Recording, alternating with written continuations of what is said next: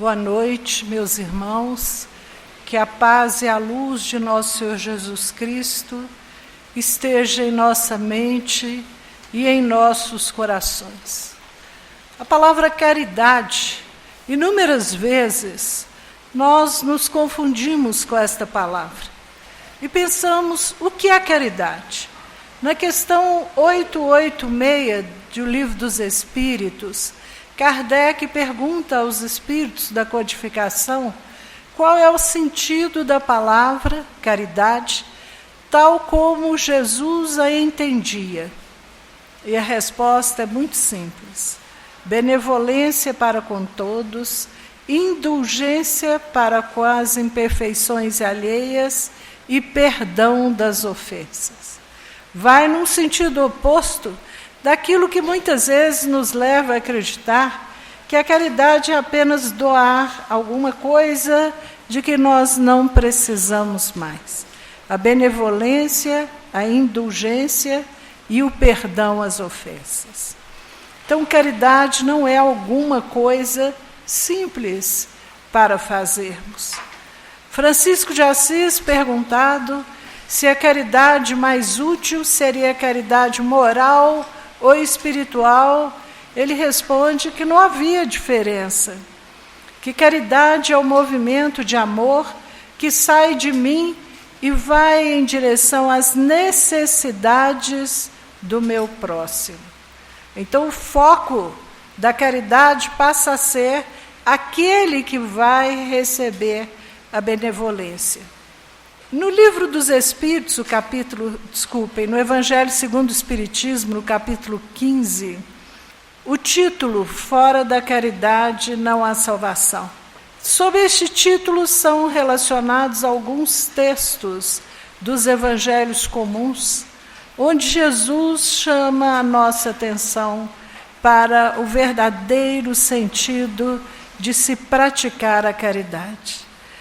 O texto, ou o capítulo, é aberto com aquela reflexão na qual Jesus, falando um dos 5 grandes sermões que aparecem para nós no Evangelho de Mateus, ele vai nos dizer, de uma forma de julgamento, afirmando para nós o seguinte: quando o Filho do Homem vier em toda a sua glória e esplendor, ele, cercado dos seus anjos, se assentará no trono, e diante dele estarão todas as nações, e ele separará todos, conforme o pastor separa os bodes e as ovelhas.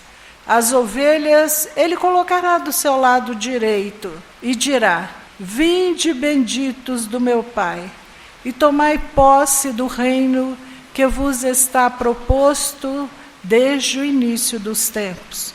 Porque tive fome e me deste de comer, tive sede e me deste de beber, estava nu e me vestiste, enfermo e me visitaste, preso e me foste ver. Era estrangeiro e me acolheste. E quando algum daqueles lhe perguntasse: Senhor, quando foi que te vimos faminto, sedento, estrangeiro, preso, enfermo? E ele responderá: todas as vezes que fizerdes isto a um dos meus mais pequeninos, foi a mim mesmo que o fizeste.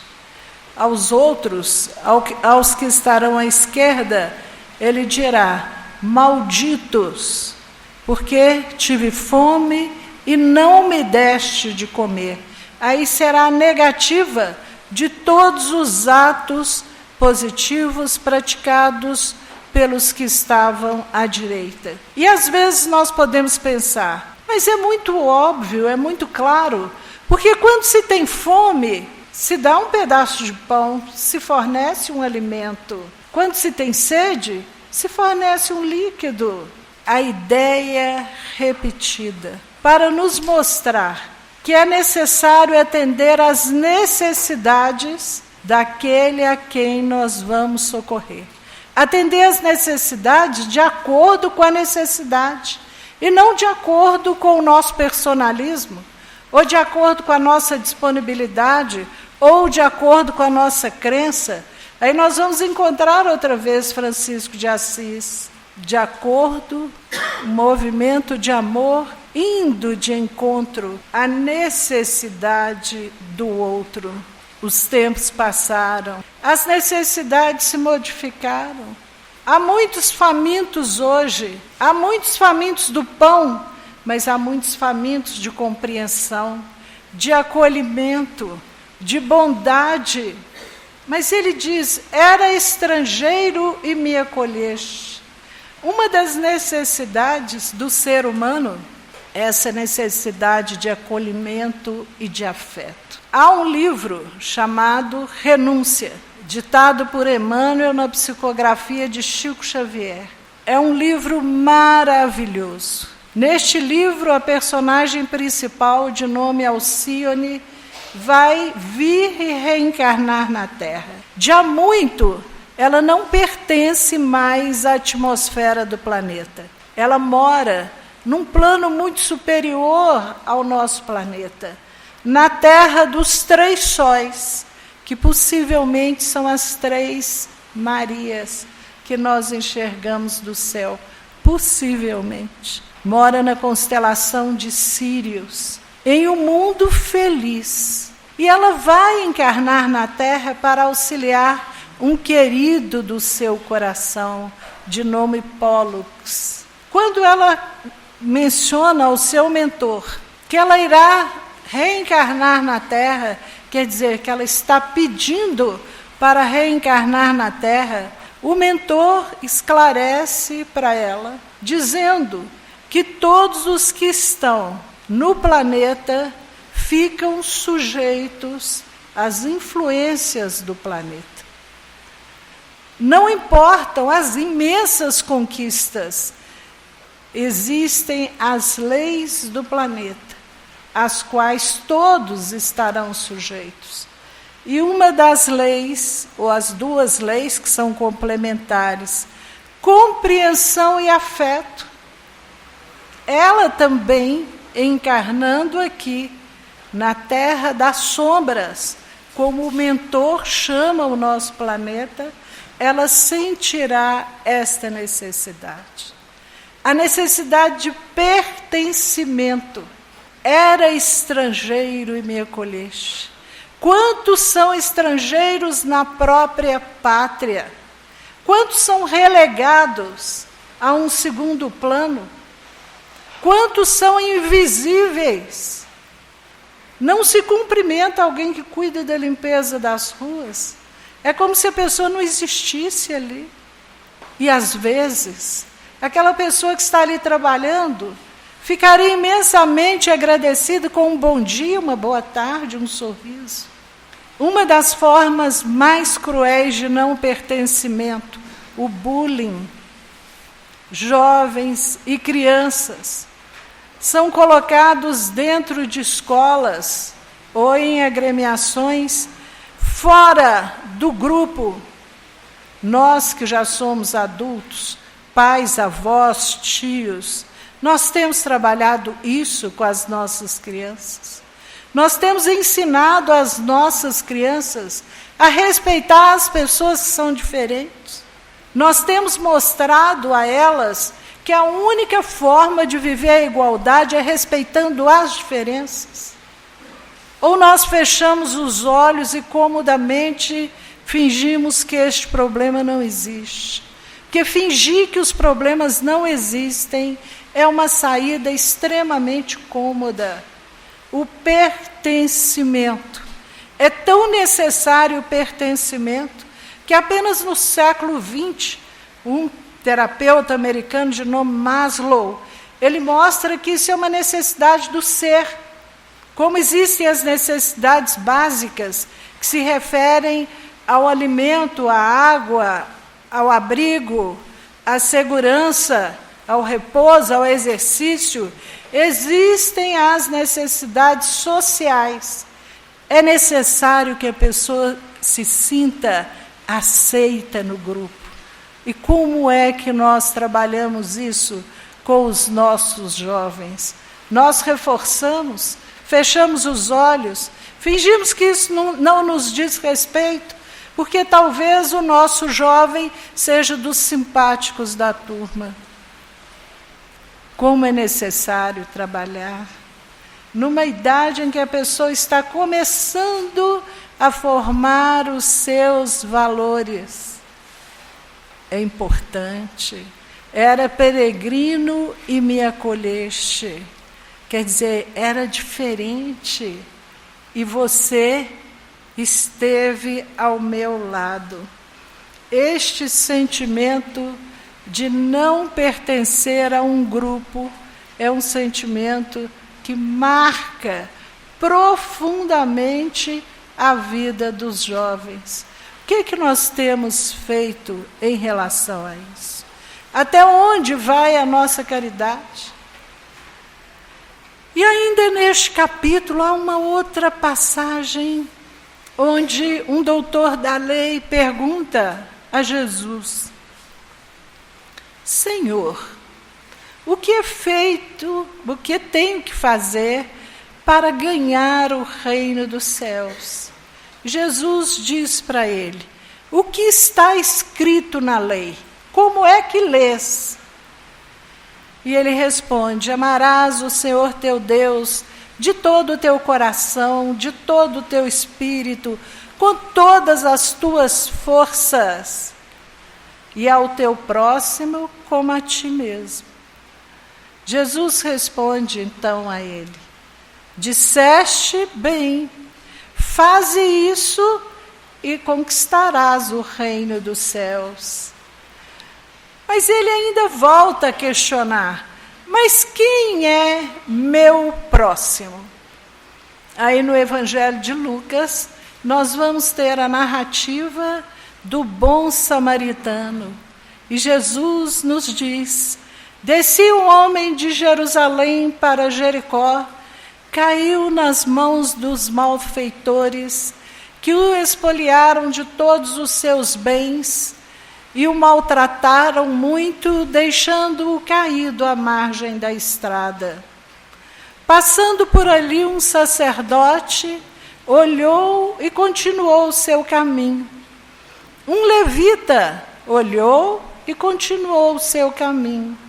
Mas um samaritano que vinha pela mesma estrada, desceu do cavalo, pensou-lhe as feridas com mel e vinho, o colocou sobre o cavalo, o levou a uma hospedaria, cuidou dele e, precisando ausentar-se, deu 2 denários ao dono da hospedaria, dizendo que se mais fosse necessário gastar, na volta ele reembolsaria. E Jesus perguntou para aquele doutor da lei: qual deles foi o próximo? E ele respondeu: o samaritano foi. É um texto cheio de ensinamentos para nós, porque os samaritanos, apesar de serem judeus, eles eram considerados cidadãos de segunda classe. Eles não eram aceitos no seio da comunidade. Os judeus, quando precisavam passar pela Samaria, não entravam dentro da região, eles davam a volta. Eles eram tidos como pessoas de má vida. Aí Jesus fala do bom samaritano, nos mostrando que nós podemos agir não de acordo com raças, com conceitos previamente estabelecidos, mas cada um de nós é autoridade sobre o seu próprio comportamento, sobre a sua própria maneira de agir. E aí, um texto cheio de ensinamentos. O bom samaritano desce do cavalo, coloca o enfermo no cavalo. Esse gesto é de suma importância, porque nos evangelhos a topografia, o lugar onde se está, é de suma importância. Lugares mais elevados significam elevação vibracional ou elevação de classe social. Quando Jesus fala, quando chegarem os tempos, o que estiver no telhado não entre na casa para recolher as suas alfaias. Quer dizer, o que já estiver num padrão vibracional mais elevado, não vai buscar os bens materiais. O que estiver nos montes, não entre na cidade. A topografia tem um significado especial, como todas as coisas que estão no Evangelho. E aquele samaritano, ele desce do cavalo. Muitas vezes, quando nós vamos auxiliar as pessoas, nós auxiliamos de uma posição superior para o inferior. Damos um pedaço de pão e fazemos um discurso sobre a necessidade da pessoa encontrar um serviço. Ela sabe que precisa encontrar o serviço. Ninguém sabe mais de nós do que nós mesmos. Às vezes damos um conselho e no final do conselho uma estocada. Mas ele desce do cavalo. Ele pensa as feridas com vinho e com mel. O vinho naquela época era usado como um desinfetante. E o mel era empregado para cicatrizar as feridas. Até hoje, não há algumas feridas que são tratadas com açúcar. Feridas graves que não cicatrizam são tratadas com açúcar. Ele desce do cavalo, trata as feridas e põe o enfermo no próprio cavalo. Meus irmãos, é necessário que nós nos coloquemos ao lado daqueles que nós estamos auxiliando, e não numa posição superior. O grande Paulo de Tarso, em uma das suas cartas, ele nos diz: fiz-me fraco para os fracos, fiz-me tudo para todos. Porque às vezes os ares de superioridade, no momento em que o outro já se sente um estrangeiro, um pária social. E aí nós vamos ver que lá, quando aquele homem samaritano é chamado de o próximo, ele realmente auxilia. Mas Emmanuel, no livro Coragem, que é um livro fantástico de textos, a maioria deles de Emmanuel, mas tem Meimei, André Luiz. Emmanuel nos diz que o levita e o sacerdote também são dignos de caridade. Porque ao desviar os olhos daquele enfermo caído ao chão, eles estavam presas de fortes obsessões.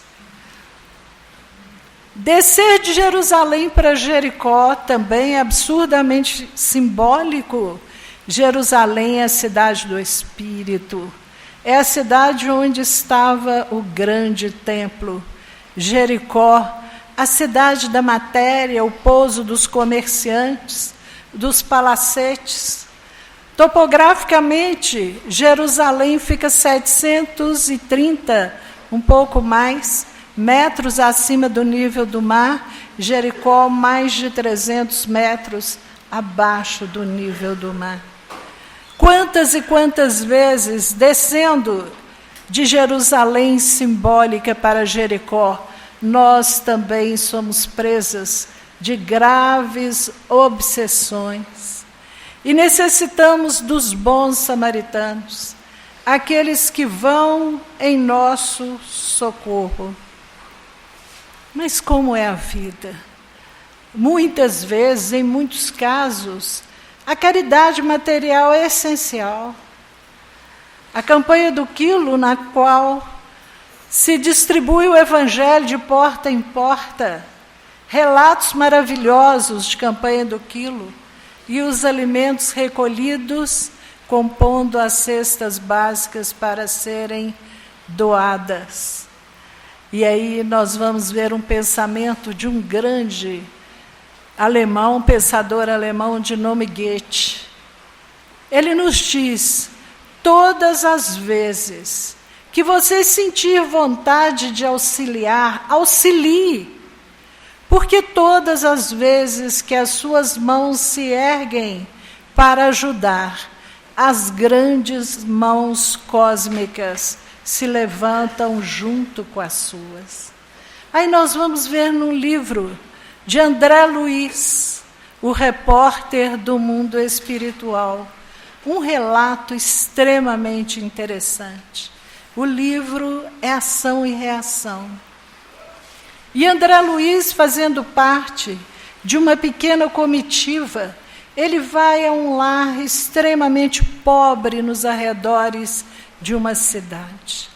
E ali ele vê um jovem, que ele não sabe precisar a idade, preso de uma idiotia grave, o corpo aleijado, quase não fala, não vê, não escuta, e ao seu lado a mãe Poliana, prestes a desencarnar.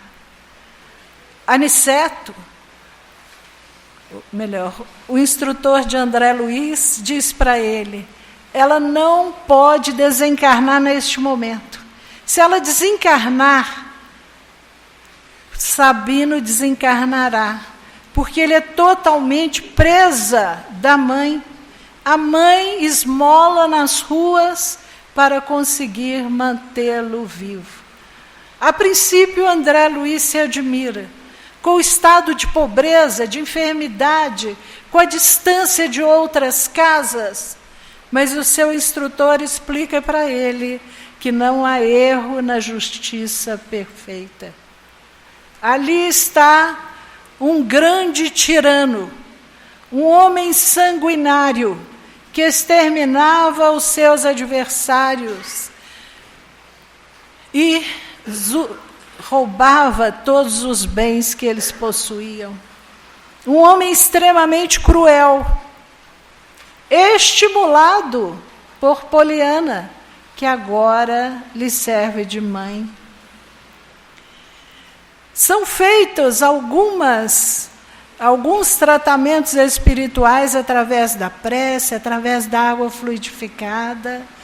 Poliana é levada para fora do corpo para ser tratada e estimulada a sentir sede para beber da água fluidificada.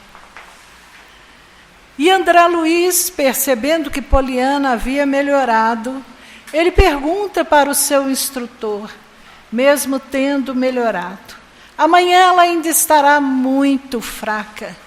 Ela não conseguirá caminhar até a cidade para pedir esmolas. Não há vizinhos, os dois irão morrer aqui de fome. E o instrutor diz para André Luiz: não, André.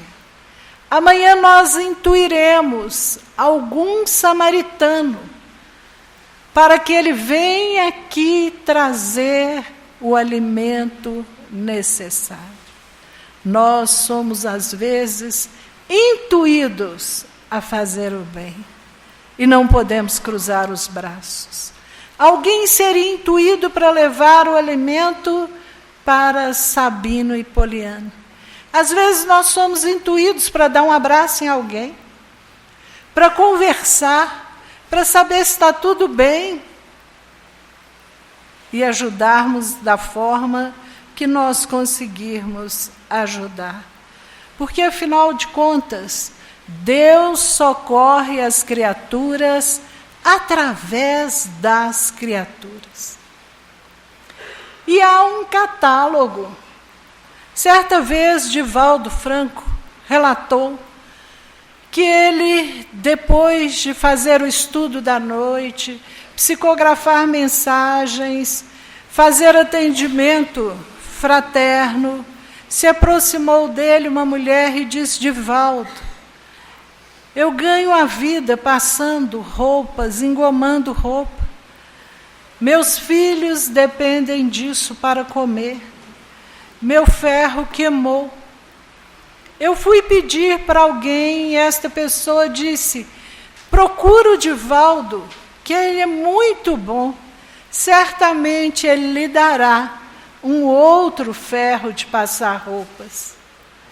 E o Divaldo falou que enquanto a mulher ficava contando, mentalmente ele se perguntava por que o outro não ajudou.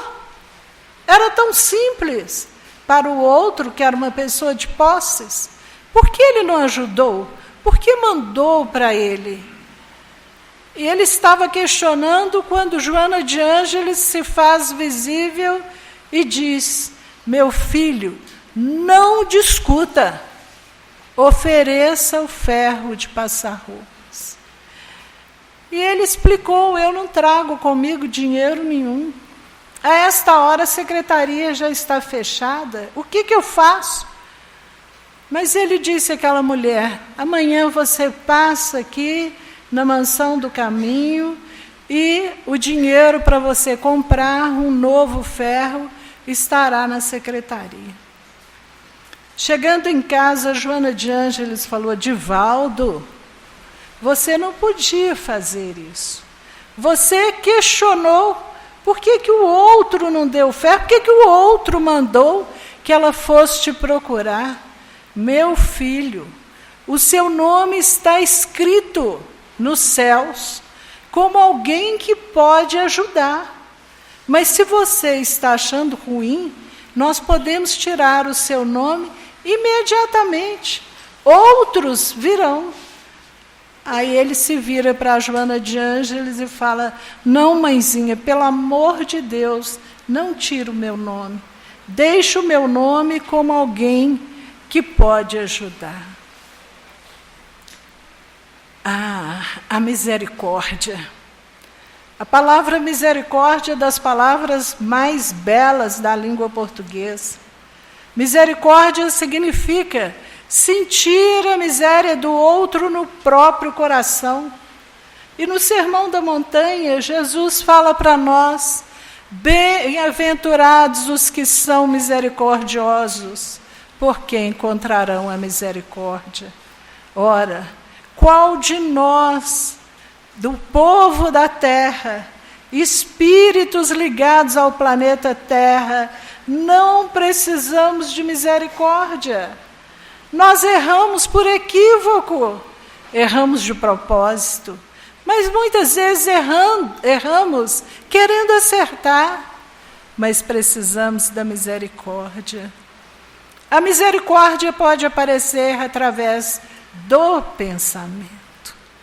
Nós agimos em caminho contrário. Às vezes uma pessoa extremamente difícil. E todas as pessoas difíceis têm uma dor na sua alma. É igual em reunião de tratamento espiritual. Quanto mais nervoso chega o nosso irmão para ser esclarecido, mais sofredor ele é. O sofrimento muitas vezes embrutece. E quantas vezes nós jogamos a energia de um pensamento ruim em cima de alguém que já tem graves dificuldades. Nós precisamos mudar a energia do pensamento. No livro Os Mensageiros, André Luiz retrata um caso interessantíssimo. É outro livro fantástico, de leitura fácil, simples. André Luiz está num posto de socorro chamado Campo da Paz, muito próximo da terra. Quanto mais próximo da terra, maior é a dificuldade. E André Luiz conta que o instrutor disse para ele: André, leia a atmosfera psíquica desta irmã, de nome Ana. Os pensamentos, eles são absolutamente legíveis para os espíritos já de maiores conquistas. E a energia do pensamento que emana de nós, ela é profundamente sensível. É por isso que há algumas pessoas que possuem uma atmosfera fluídica, um entorno absurdamente desagradável. Pessoas mais sensíveis, às vezes, relatam dores de cabeça, náuseas. E André Luiz entra na atmosfera fluídica daquela irmã que está adormecida, já desencarnada, presa de um pesadelo terrível. E André Luiz vê na tela mental daquela irmã a figura de um homem que lhe implora para não matá-lo. Ele explica para ela que ele foi presa de equívocos, que ele tem filhos para criar, pede que ela tenha compaixão, tenha piedade dele. Mas ela gargalha depois de o haver embriagado e bate na cabeça dele com um martelo de grandes proporções até matá-lo. Feito isto, ela o coloca num carrinho de mão, vai até uma linha férrea e deposita ali o cadáver. Porque aos olhos do mundo, o crime passaria absolutamente incólume. Um homem bêbado que caiu na linha de trem e o trem lhe desfacelou a cabeça. Mas na tela mental dela, quando ela volta para o seu lar, ali ela é assaltada por entidades da sombra e ela desencarna. É recolhida em graves problemas espirituais. Está lá no posto de atendimento, numa enfermaria, se debatendo em pesadelos, com a cena do crime se repetindo continuamente em sua mente. André Luiz, vendo esta cena, ele refreia aquele intuito que nós todos temos de julgar. E começa a pensar, que dor trazia esta irmã? Como é que ela foi enganada? E se ela fosse minha irmã? Eu não queria auxiliá-la? E se ela viesse como uma pedra que rola, um seixo que rola pelas águas do rio? E ele começa a endereçar pensamentos fraternos em direção a esta irmã. O seu instrutor se aproxima dele, agradecendo e diz: André, você muito auxiliou a nossa irmã com os seus pensamentos caridosos, cheios de compreensão.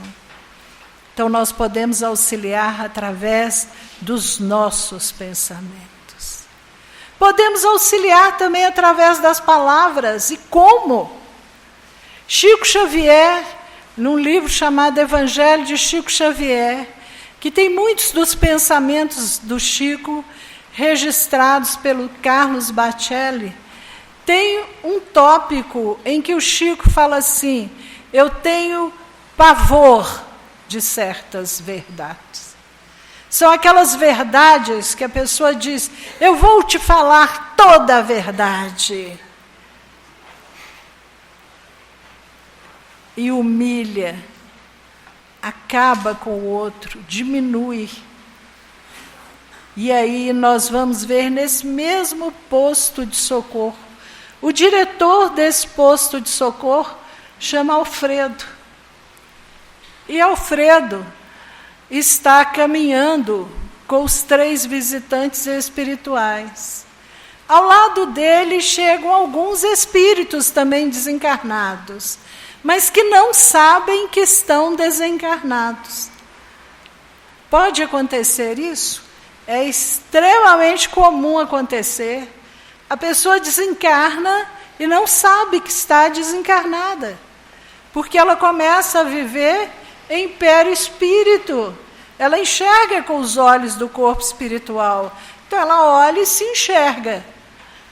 Há um expositor espírita que diz: o dia que vocês nós acordarmos, chegarmos diante do espelho e não vermos a nossa imagem refletida, nós podemos dizer com certeza, eu fui para o outro plano. E aí, esses 3 não sabem que estão desencarnados. Um se aproxima de Alfredo e diz para ele, olha, eu tenho que voltar para minha casa. Eu tenho escravos, terras. Eu preciso estar lá. Em momento nenhum, Alfredo diz para ele, você está desencarnado. O que ficou para trás, ficou. Ele não fala isso. Ele fala, você já está ficando bom. Vão acreditar em Deus, na bondade de Deus. Daqui a pouco você se recupera. Daqui a pouco você melhora e pode ir embora. Aí outro se aproxima e fala com ele, olha, eu recebi uma herança dos meus avós, eu preciso voltar para aproveitar essa herança. É uma herança vultuosa e os meus primos estão querendo me usurpar. Eu tenho que ir embora daqui. Ele, não, mas a sua doença requer um tratamento mais adequado. Vamos confiar em Deus. Vamos orar. E aí se aproxima a mulher. Eu estou preocupada com a minha casa, meu marido é terrível. Não, mas precisa ser tratada. Olha a caridade. Em momento nenhum ele fala, vocês estão desencarnados. Estão ficando malucos? Vocês estão desencarnados? Ele não fala isso. Ele socorre com a maior amizade, já começando a fazer um esclarecimento espiritual. Quando os 3 se afastam, ele explica para André Luiz, aquele primeiro que você viu, o das terras, dos escravos, é um tirano. É um tirano do campo. Não que não possa haver um trabalho rural, pode e deve, mas ele é um tirano. Aquele outro, dos primos que queriam lesá-lo, é o contrário. Ele fez de tudo para roubar os primos, para enganar os primos. E esta mulher, preocupada com o lar, que o marido é uma pessoa desagradável, quando ela desencarnou, ela estava com tudo preparado para assassinar o marido. São estas pessoas que você viu aqui. Mas em momento nenhum ele fala aquelas verdades para ferir. Não. Ele vai conversando, vai explicando devagarzinho, mostrando, falando de Deus, da misericórdia, da Irmandade Universal. Até porque, meus irmãos, se nós quisermos melhorar alguém,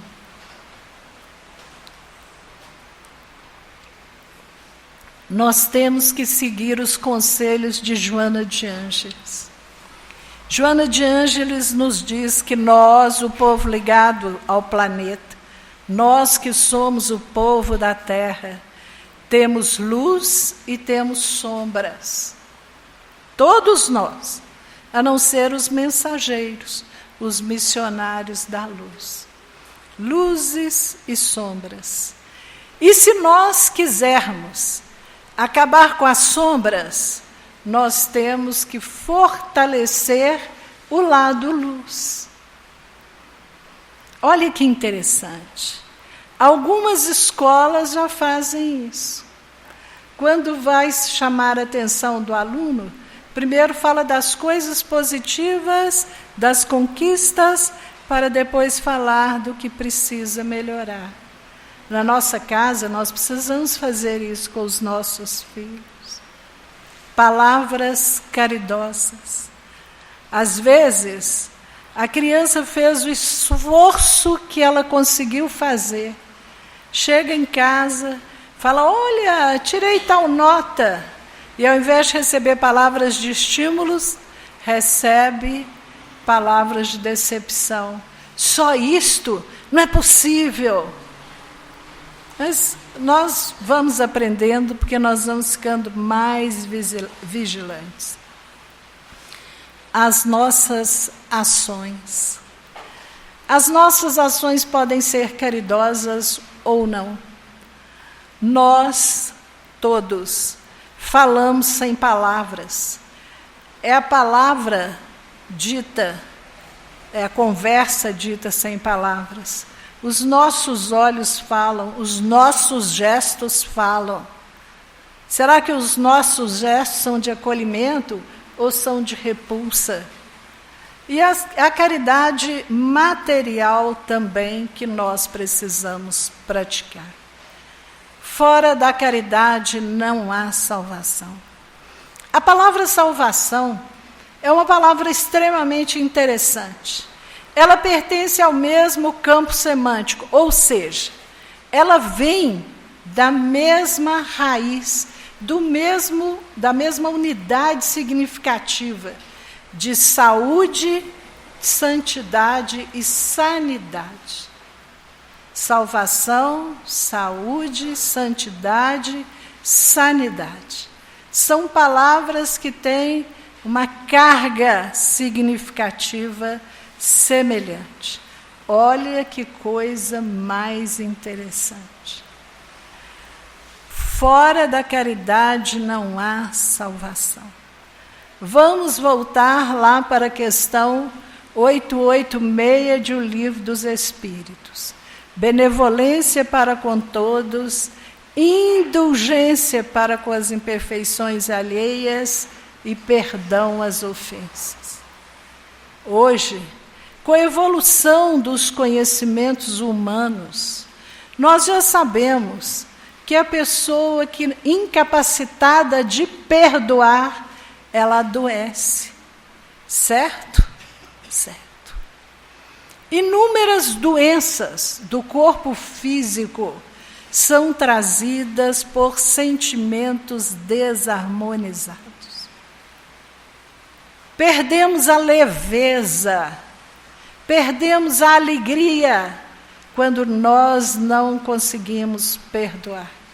Perdoar é fácil? Não. Perdoar é muito difícil. E olha, quem fala que perdoar é difícil é o próprio Divaldo Franco, né? Ele fala que é tão difícil que, às vezes, certa vez, alguém chegou perto dele e perguntou: Divaldo, você me perdoa? Ele falou: vou te perdoar porque eu preciso te perdoar. Agora, hoje não, porque eu não dou conta. Então, é importante nós reconhecermos as nossas dificuldades para começar a trabalhá-las. Santidade, saúde, salvação. A mesma carga significativa de tudo isso. Fazer o bem faz bem. Há um psiquiatra americano, Herbert Benson, que ele fala que fazer o bem dá uma alegria interior, dá uma paz tão grande, que só quem faz consegue avaliar. E ele fala: eu chamo isso de o salário do servidor. A leveza, a alegria e a paz da pessoa que faz o bem, ela experimenta isso na mente, no campo íntimo.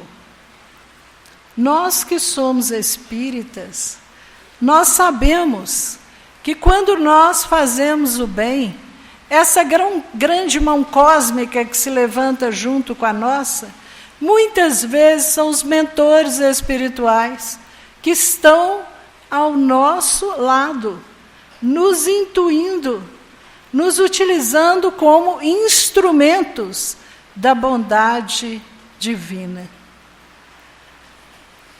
Quantas e quantas vezes nós perdemos grandes oportunidades de fazer o bem por nos afastarmos da oração, nos afastarmos das leituras edificantes, das mentalizações, das meditações.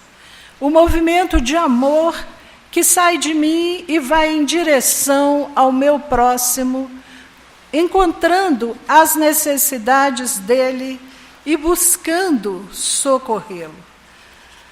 Neste mesmo capítulo, nós vamos ter um trecho da carta de Paulo aos Coríntios, o capítulo 13, onde ele vai nos falar a respeito de caridade.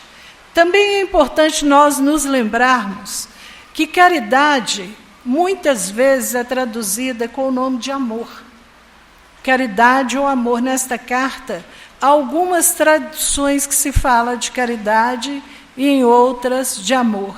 Mas o que é a caridade, senão o amor materializado? O amor é abstrato. Para que ele seja demonstrado, é necessário alguma ação visível ou invisível através dos pensamentos, mas esta ação, visível ou invisível, que se torna concreta. Então, o grande Paulo de Tarso vai nos dizer: ainda que eu falasse as línguas dos homens e dos anjos, se eu não tiver caridade, sou como o bronze que ressoa, ou como o símbolo que retine.